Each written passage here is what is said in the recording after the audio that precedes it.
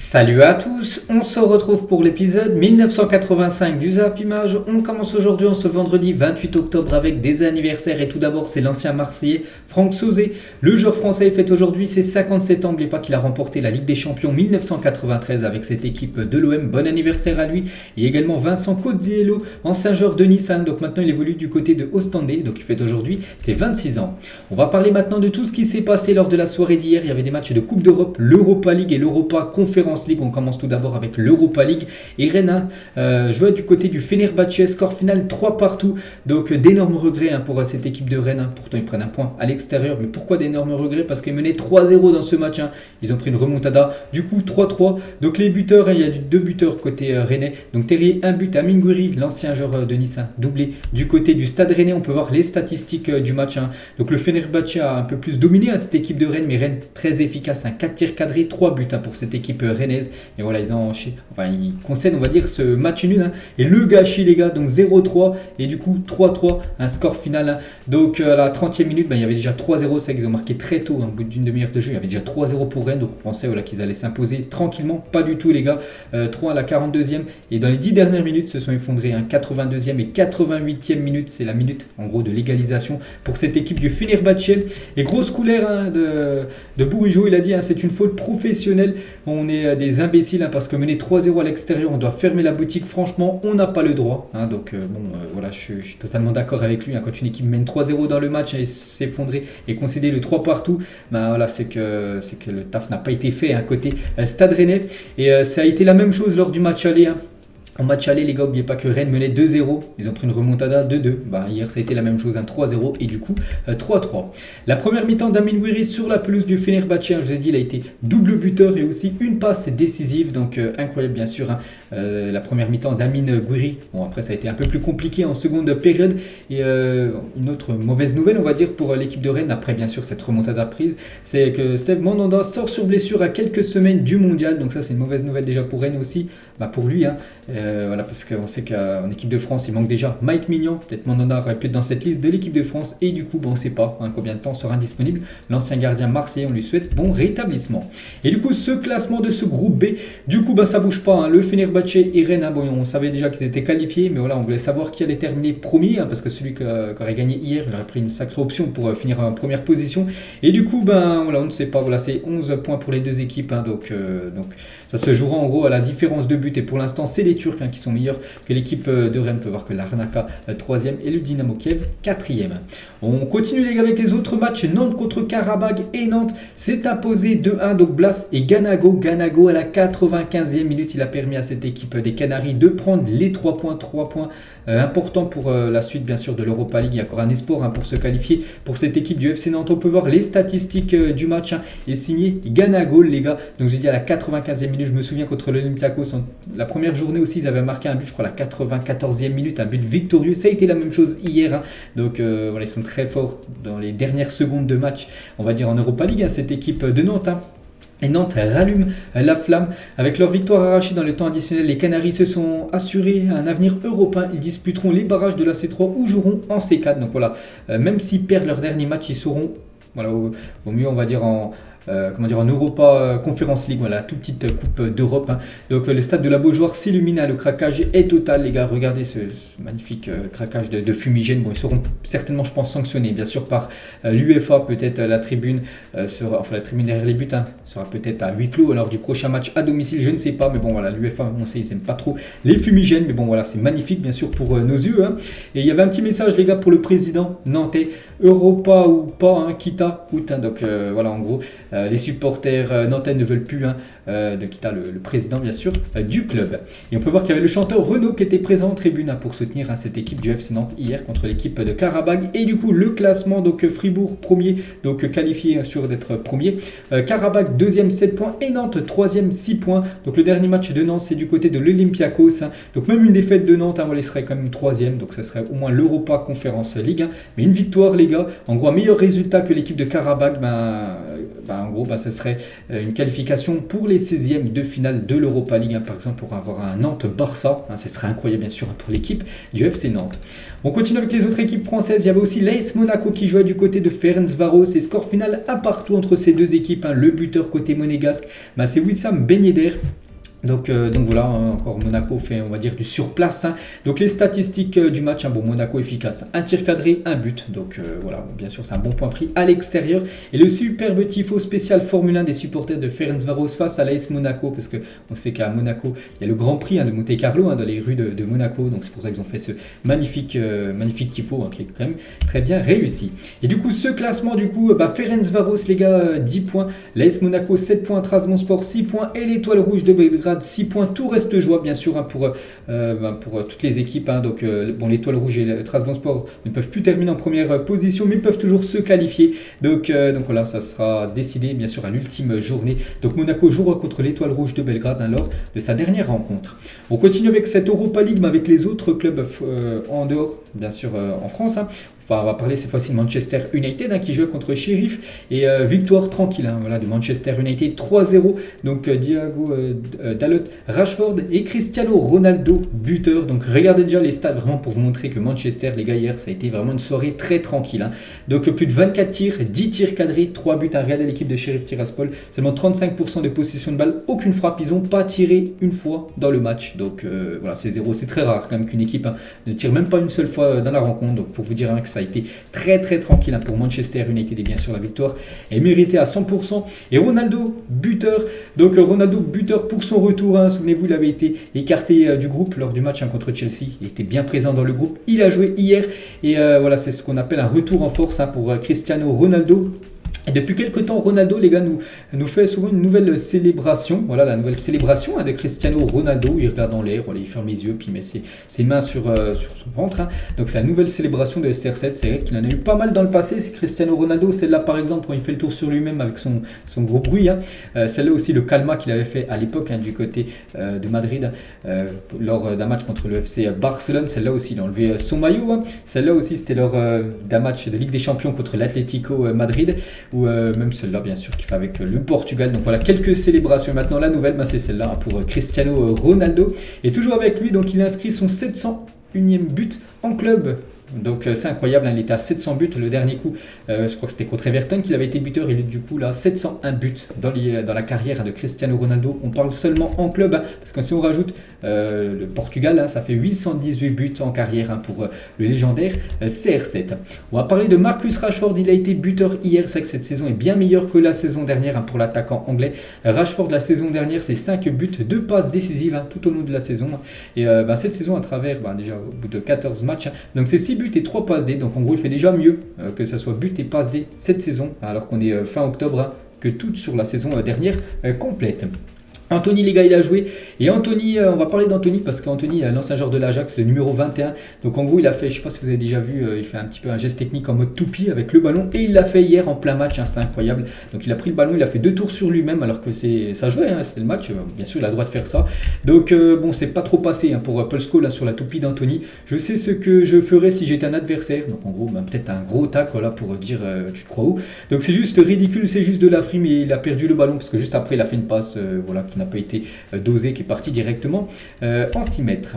Et l'homme du match, les gars, c'est pas Rashford, c'est pas Cristiano Ronaldo, c'est ce jeune joueur, les gars, c'est Garnacho, un jeune joueur, parce que c'est un jeune argentin, il est très jeune, je crois qu'il a seulement 18 ans, donc c'est un joueur pour le futur pour Manchester United, et c'est lui qui a été player of the match, donc le meilleur joueur de la partie hier du côté de Old Trafford. Il y a aussi notre équipe anglaise qui jouait en Europa League hier, c'est l'équipe de Arsenal qui se déplaçait du côté du PSV, donc défaite des Gunners, 2-0 du côté du PSV. Verman et Luc de Jong, l'ancien Blaugrana, a été buteur du côté du PSV. On peut voir les stats de la partie, on peut voir quand même que Arsenal a dominé, plus de possession de balle, plus de tirs, le double par rapport au PSV, mais le PSV plus efficace, 5 tirs cadrés, 2 buts, alors qu'Arsenal 3 tirs cadrés et 0 but. Pour l'équipe des Gunners, c'est la série de 9 matchs sans défaite d'Arsenal touche à sa fin. Donc voilà, Arsenal battu. Et toujours sur cette rencontre, on va parler de l'énorme match de Xavi Simons. Il est exceptionnel ce soir contre Arsenal. Vraiment, il ne jouait pas, on sait, du côté de Paris, on fait des miettes de minutes. Et c'est vrai que du côté du PSV, c'est un joueur très important. Il est tout le temps titulaire, indiscutable. Et il est très bon, vraiment, il performe énormément. Il a eu un petit message, les gars, sur le FC Barcelone. Voilà, son ancien club avant d'arriver au PSG, son ex-club, on va dire. Croyez-moi, au Barça, vous ne travaillez pas à la salle de sport. Vous ne travaillez qu'avec le ballon. Quand je suis allé à Paris, j'ai découvert que là-bas, il travaille dans la salle de sport. J'ai vu les différences directement. Donc il parle en gros qu'au FC Barcelone, il n'y a pas de séance de musculation en gros pour prendre du renforcement musculaire. Non, il dit vraiment qu'il a été surpris quand il est parti par exemple à Paris où il y a vraiment beaucoup de préparation physique bien sûr. Donc voilà, c'était un petit pic qu'on voyait au FC Barcelone, qu'il n'y a pas beaucoup d'entraînement de musculation du côté de ce club. Toujours avec l'Europa League les gars, du coup tous les résultats de cette soirée d'Europa League, donc je vais pas tout citer, c'est qu'il y a eu énormément de matchs et pas en grosse équipe. On peut voir qui Braga qui s'est incliné du côté d'Union Berlin qui est quand même leader de la Bundesliga. On peut voir que l'Étoile Rouge de Belgrade s'est imposé 2-1 contre Trabzonspor. Le Betis Séville s'est imposé 1-0 du côté de Ludogorets. Du côté de l'Europa Conference League, donc une équipe française jouait hier, c'est l'équipe de Nice contre le Partizan Belgrade. Et Nice s'est imposé 2-1 les gars, donc Nicolas Pepe élimina les deux buteurs de cette rencontre. Donc le dernier déplacement sera à Cologne pour cette équipe niçoise. On peut voir qu'ils ont dominé cette équipe du Partizan Belgrade, cette équipe de l'OGC Nice. Et Mario Lemina les gars, chef de file, une note de 8 sur 10, il a été buteur, il a fait un énorme match. Le milieu niçois, et concernant Nicolas Pepe, l'autre buteur du match, donc il a inscrit 4 buts sur ses 6 derniers matchs, toutes compétition confondue avec l'OGC Nice. Et du coup Nice les gars est actuellement leader de son groupe D en Europa Conference League, au même niveau que le Partizan Belgrade. Donc il reste, ils sont déjà qualifiés, on sait Nice. Donc tout se jouera la dernière journée. Donc j'ai dit Nice se déplacera du côté de Cologne. Il faudra faire un meilleur résultat que le Partizan Belgrade tout simplement pour finir premier et éviter les 16e de finale de l'Europa League et du coup l'Europa Conference League et être qualifié directement pour les 8e de finale de cette compétition. On peut voir sinon tous les autres résultats. On peut voir la victoire de la Fiorentina contre Istanbul. On peut voir, je sais pas, en grosse équipe, je cherche des grosses équipes connues. West Ham, tout en bas, West Ham contre Silkeborg, une victoire 1-0 de cette équipe anglaise. Du coup, le bilan de la semaine européenne pour les clubs français, c'est plutôt pas mal quand même. Donc 3 victoires, le PSG, Nice, Nantes, 2 matchs nuls, Monaco, Rennes et une défaite. C'est l'équipe de Marseille qui s'incline, on le sait, du côté de Francfort. Et résultat de la semaine au coefficient UEFA avec les 3 gros, les 3 championnat, donc championnat français, le championnat néerlandais, le championnat portugais qui nous talonnent, on le sait bien sûr, parce qu'on on va pas parler championnat anglais ou même championnat espagnol qui sont loin devant nous. Bref, donc la France a pris pas mal de points avec cette bonne semaine, plus de 1333 points. On peut voir que les clubs néerlandais et les clubs portugais ont pris bien moins de points que les clubs français. Donc ça c'est une bonne nouvelle bien sûr pour le coefficient UEFA français. Du coup on a parlé bien sûr des résultats européens des clubs français. On va regarder cette fois-ci les résultats européens des clubs anglais cette semaine. Donc victoire de Chelsea, Manchester United, Liverpool, West Ham, 2 nuls. C'est City et Tottenham, une défaite. C'est Arsenal hier. On peut voir les clubs espagnols, les gars. Le Betis Séville, la Real Sociedad et victoire de Séville. On peut voir 2 nuls, l'Atlético Villarreal et 2 défaites. Le Barça et le Real Madrid, les gars, se sont inclinés cette semaine. On peut voir les clubs italiens, ils ont cartonné. Vraiment, les clubs italiens, à part la Juventus, les gars, qui s'est incliné. On le sait, du côté du Benfica. Sinon, toutes les équipes italiennes engagées, elles se sont toutes imposées. Que ce soit la Lazio, que ce soit l'AC Milan ou même l'équipe de Naples. Et concernant les clubs allemands, donc le Bayern, Leipzig, Francfort ou même Union Berlin ont fait le taf avec des victoires. Donc match arrêté de Cologne, je ne sais pas trop ce qui s'est passé, j'ai pas vu l'info. Donc voilà, petite info concernant toutes ces grosses ligues par rapport aux résultats qu'ils ont fait cette semaine en Coupe d'Europe. Et concernant, on va parler cette fois-ci de la Ligue des Champions. Donc regardez l'équipe type de cette semaine de Champions League. Donc quelques Parisiens, Mbappé, Messi. N'oubliez pas que le PSG s'est imposé 7-2, donc c'est normal qu'on peut voir quelques Parisiens, donc 2 Parisiens. On peut voir Taremi, les gars, qui a été très très bon, Taremi avec son équipe de Porto. On peut voir, je sais pas, Carrasco, malgré son penalty loupé en fin de match, il figure dans l'équipe type, ou même Serge Gnabry. N'oubliez pas qu'il a délivré 3 passes D contre le Barça, le joueur du Bayern Munich. L'homme de la semaine, les gars, on sait qui c'est. On a le choix entre Messi, Taremi, Rafa Silva et Simone, le joueur de Naples. Et c'est le joueur de Porto, les gars, c'est Mehdi Taremi qui a été élu joueur de la semaine en Ligue des Champions. Je crois qu'il a inscrit un doublé contre l'équipe de Bruges. Et concernant le plus beau but, les gars, cette fois-ci, c'est bien pour la Pulga. Donc officiel, le but de la semaine en Ligue des Champions est signé Léo Messi. C'était le premier but, souvenez-vous, où c'est la passe de Kylian Mbappé et Léo Messi de son pied gauche extérieur. Là, l'impact du ballon, ça part en pleine lucarne. Petit filet opposé, donc c'est le plus beau but de cette semaine en Champions League. Toujours avec la Ligue des Champions féminine, on va parler des Lyonnaises. Lyon qui a pris une sacrée correction la semaine dernière, 5-1 contre, je ne sais même plus c'était contre qui qu'elles avaient perdu, Arsenal peut-être. Donc hier elles ont fait un partout contre la Juventus, 2 matchs et toujours aucune victoire pour cette équipe de Lyon. Donc on peut voir les résultats de la soirée d'hier, on peut voir la victoire du FC Barcelone, on peut voir la victoire de Arsenal et la victoire du Bayern du côté du Benfica.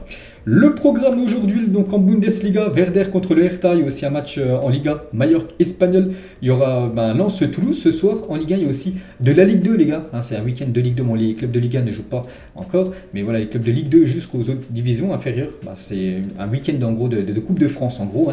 Donc, il y a aussi la Ligue Europa Conférence, phase de groupe, un Cologne-Slovako, que j'ai parlé tout à l'heure que c'était arrêté. Je ne sais pas trop ce qui s'est passé. Peut-être pourrait se rejouer aujourd'hui, j'en sais rien.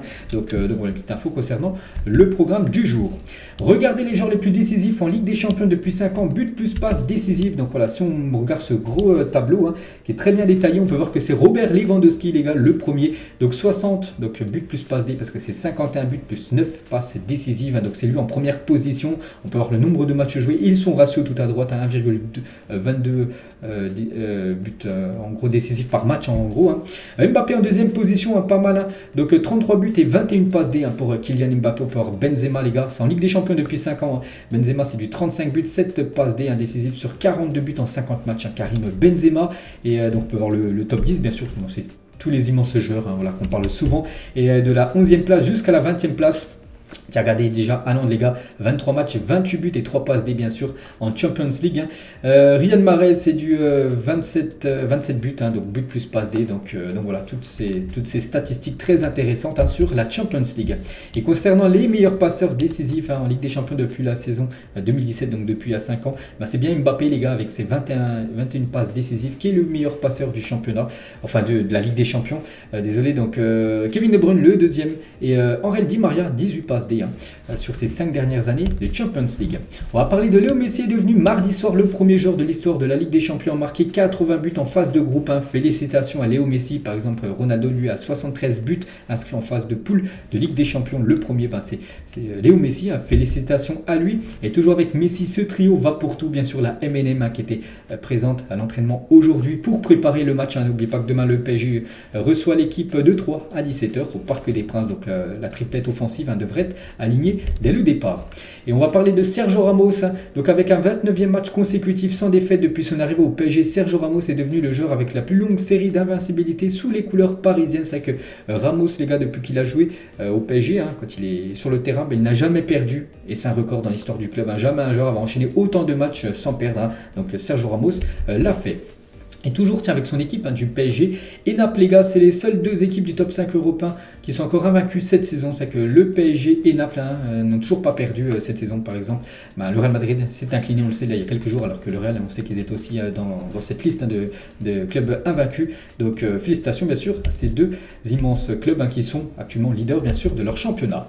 Juninho demande à Neymar et Messi d'aller saluer le public à la fin des matchs. Je crois que c'est aux joueurs de faire un pas, de saluer les supporters à la fin toujours. Le club reste, les supporters restent et c'est eux qui paient. C'est vrai que à la fin du match, PSG Maccabi Haïfa, donc Neymar, je crois qu'après, je sais pas si Messi, je crois que également Messi, ils sont partis directement au vestiaire. Ils sont même pas partis saluer comme les supporters parisiens. Alors après une victoire 7-2, voilà, t'as envie d'un petit peu aller voir tes supporters, voilà, partager ce bonheur avec eux, voilà, les applaudir au moins quelques minutes. Non, ils sont partis directement au vestiaire. Voilà ce que dit Juninho. C'est plutôt compréhensible.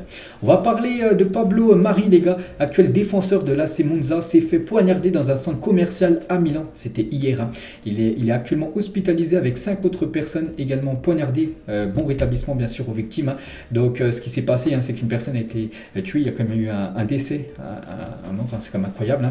Donc et 3 autres blessés en plus de Pablo Mari dans l'attaque au couteau survenue dans un centre commercial près de Milan. L'auteur des faits souffre de troubles psychiatriques.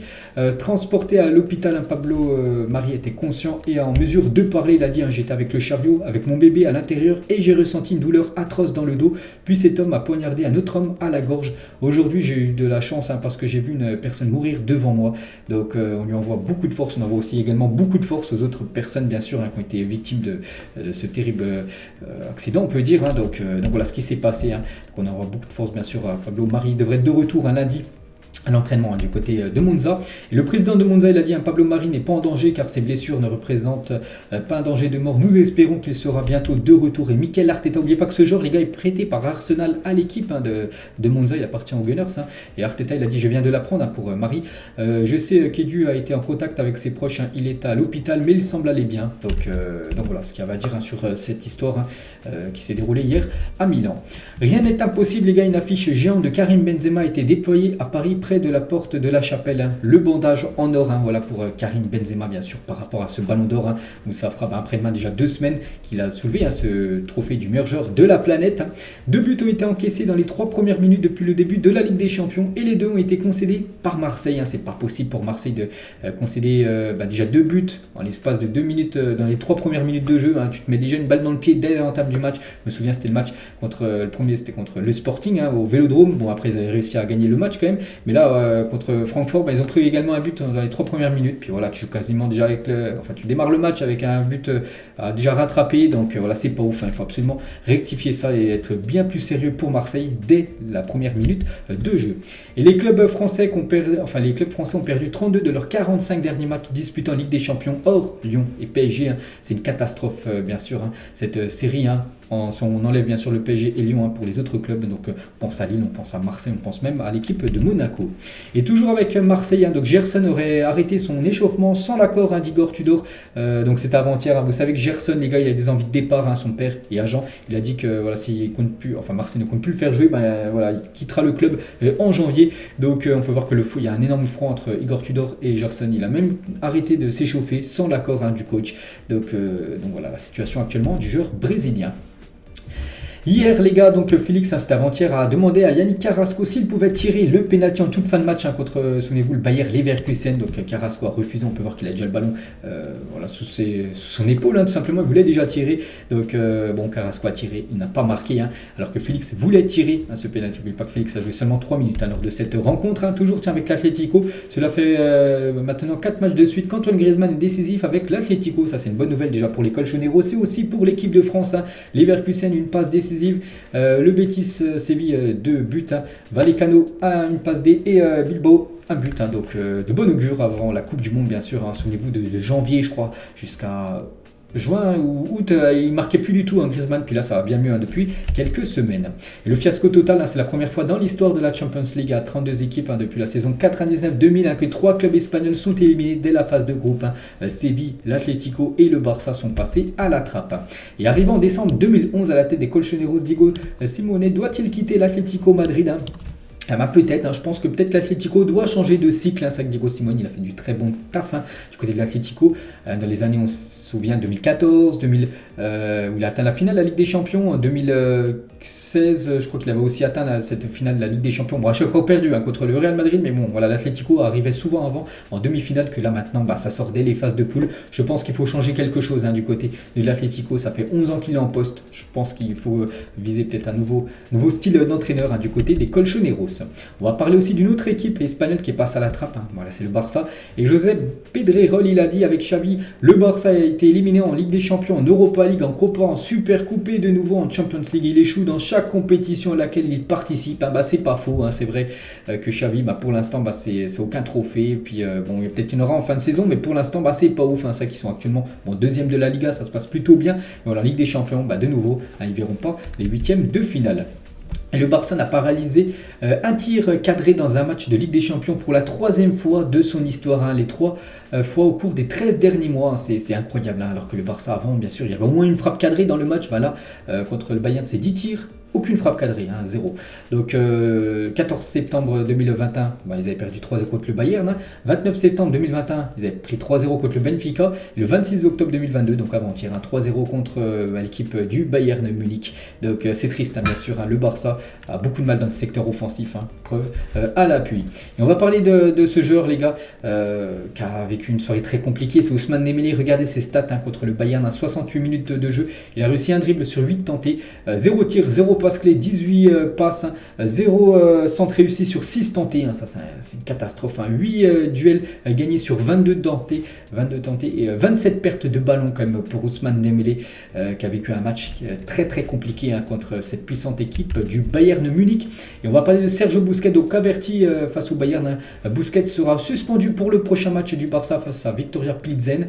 Donc l'Espagnol ne devrait pas prolonger cet été et a sûrement joué son dernier match de Ligue des Champions avec le Barça. Donc 73 matchs de Ligue des Champions, 3 fois il a remporté la Ligue des Champions, c'était certainement son dernier match avec cette équipe Blaugrana en Champions League, hein, pour Busquets, qui était bon, hein, dans les années 2010, 2011, 2012 par là, mais là c'est plus possible bien sûr qu'il soit maintenant toujours titulaire, hein, du côté de ce club.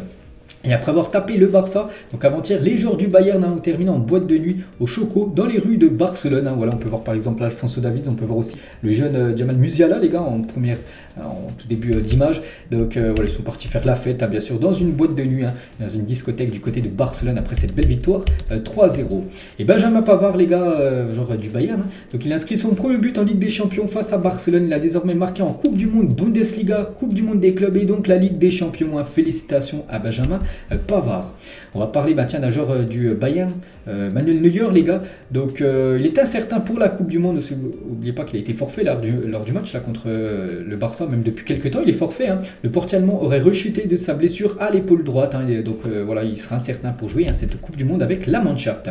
Giovanni Simone est devenu le deuxième Argentin à marquer 4 buts lors de ses 4 premiers matchs de Ligue des Champions. Le premier était Diego Simone, son père, qui est coach, on sait, de l'Atlético Madrid. Lui, c'est son fils tout simplement. Il joue du côté de Naples et après ses 4 premiers matchs de Ligue des Champions, déjà 4 buts. Il fait aussi bien que son papa. Donc félicitations bien sûr à la famille Simone. Il a dit je suis un homme de la mer. Quand j'ouvre les fenêtres et que je la vois, je vais bien. Parfois je bois du maté, regarde la mer et je me détends. Je suis content d'être à Naples. Depuis le premier jour, je me sens partie prenante de cette passion. Donc voilà ce qu'il a pu dire. Ce joueur argentin qui se plaît très très bien. Pour lui, c'est l'équipe parfaite, cette équipe de Naples pour sa carrière. Et toujours avec Naples, le directeur de Naples, Guintoli, il a dit Ronaldo en janvier, nous ne signerons aucun joueur en janvier, nous n'avons rien à changer dans cette équipe, nous allons très bien et à partir d'aujourd'hui, nous ne prévoyons aucune signature. N'oubliez pas que Naples, ça performe énormément, premier de Serie A, premier de Ligue des Champions. Et on avait entendu, bien sûr, souvenez-vous, la rumeur Ronaldo du côté de Naples. Voilà, le directeur de Naples il dit que non, on ne veut pas de Ronaldo, l'équipe tout se passe bien actuellement, ils ne veulent pas chambouler tout ça. Et Toni Kroos tient sur CR7, on le voit jouer au football, rentrer à la maison avec sa Ferrari et être sur des affiches géantes. Ce que vous ne voyez pas, ce qu'il investit chaque jour pour rester comme ça, pour toujours s'améliorer. Regardez-le, il a 37 ans, il est incroyable, Cristiano Ronaldo. Voilà le beau message de Toni Kroos sur le portugais. Mohamed Salah, il a dit 2 pièces de notre maison sont consacrées à différentes machines de fitness, à la musculation. Chez moi, je peux aussi faire de la cryothérapie. Il y a un caisson hyperbar. Je cherche constamment à améliorer ma condition physique. Voilà ce que dit Mohamed Salah pour toujours être au top, un peu comme ce que fait par exemple Cristiano Ronaldo aussi avec la cryothérapie. En gros, c'est du froid pour récupérer plus vite. C'est la même chose pour Mohamed Salah pour être de plus en plus performant, malgré bien sûr que l'âge avance jour après jour. La une du journal Marca aujourd'hui. Donc en gros, ça parle tout simplement Fichard, ça veut dire signer Endrick. C'est l'objectif là du Real Madrid aujourd'hui, demain, après-demain, c'est de signer Endrick, les gars. Donc le Real Madrid va envoyer une offre officielle à Palmeiras pour Endrick dans les prochains jours. Le crack brésilien veut rejoindre le Real Madrid. Pourquoi tout se décante en gros? Parce que le PSG a fait une offre officielle pour recruter Endrick, une offre plutôt pas mal à un niveau financier pour le joueur. Donc il y réfléchit et c'est pour ça que le Real Madrid ne veut pas laisser passer cette pépite sous le nez. Et du coup c'est pour ça que le Real Madrid passe à l'action, les gars. Donc l'avenir d'Endrick sera statué en janvier et le Real Madrid là va faire une offre officielle dans les prochains jours. Ça peut être aujourd'hui, ça peut être demain comme j'ai dit, ça peut être après-demain. Voilà, pour recruter Endrick. Il peut signer un pré-accord. N'oubliez pas qu'il pourra venir en Europe seulement, c'est 18 ans, il a 16 ans, donc ça serait dans 2 ans, en 2024. Et voilà, le Real Madrid passe à l'action bien sûr pour ce crack. L'UEFA, les gars, a décidé d'ouvrir une enquête disciplinaire contre le PSG après les incidents survenus face au Maccabi Haïfa ce mardi. L'instance reproche au club de la capitale l'usage de feux d'artifice et des messages provocateurs de nature offensante. Donc voilà, par rapport à ce qui s'est passé du côté du parc mardi soir. Un supporter espagnol qui s'était donné comme défi de se rendre à Doha de Madrid à pied pour assister à la Coupe du Monde au Qatar a été arrêté en Iran. Il avait parcouru entre 15 et 30 km par jour depuis janvier et n'a plus rien posté sur Instagram depuis plus d'un mois. Donc voilà, ce supporter, il avait des places, enfin il voulait la Coupe du Monde bien sûr. Donc il a été arrêté en Iran. Donc actuellement il sera retenu dans une prison à Téhéran. Voilà, d'après les dernières infos. Donc dès que j'en sais plus sur cette personne, je vous dirai tout ça plus tard. Nuno Mendes, il a dit un jour, je sors de l'école, je me rends compte que quelqu'un me suit, je cours jusqu'à la maison, il frappe à la porte et moi je suis de l'autre côté avec un couteau à la main. Je pensais qu'on allait nous cambrioler, j'ouvre la porte et il me dit calme-toi, je suis un recruteur du Sporting. Donc voilà une petite anecdote sur l'enfance, on va dire, de Nuno Mendes du côté du Portugal. Maintenant c'est un grand joueur, on le sait, du côté de Paris. Ralf Rangnick a déclaré pour Bild que la direction de Manchester United n'a pas voulu de ses 6 recrues allant Haaland, Gvardiol, Nkunku, Morata, Diaz et Vlahovic. De toute façon, les 6 ne sont pas venus du côté de Manchester. Mais bon, je pense que Manchester est intéressé par quelques joueurs. On pense à l'été dernier. Regardez, souvenez-vous, dans les dernières heures du mercato, ils recrutaient un peu n'importe qui. Ils ont recruté, bon, c'est quand même des bons joueurs, Casemiro, Anthony, tout ça, mais ils ont mis des montants complètement fous, souvenez-vous. Donc voilà, Ralf Rangnick a dit qu'il n'était pas du tout intéressé par ces joueurs. Bon, je suis pas sûr, je pense qu'il doit mentir, parce que Haaland, bien sûr, Manchester United le voulait. Du coup, il allait dans l'autre Manchester, à l'équipe de City. Benoît Paire sous les couleurs du Stade Brestois. Actuellement, il fait un tournoi de tennis du côté de Brest. Il est parti rendre visite à l'équipe professionnelle de Brest. Il a participé à un entraînement. J'ai même vu une vidéo de lui où il cadre pas mal. Vraiment, il a un bon toucher de balle. Le joueur Benoît Paire, enfin le tennisman.